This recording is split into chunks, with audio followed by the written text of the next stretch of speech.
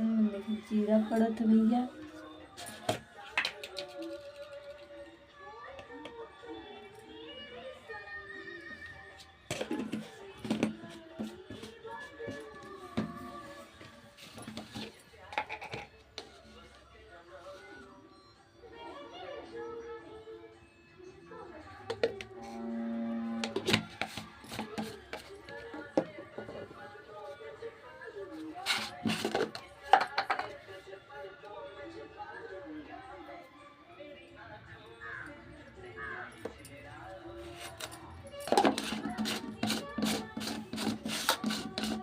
आलू रही उसमें चूरा भी रही, कुल एक में मिक्स कर जाए।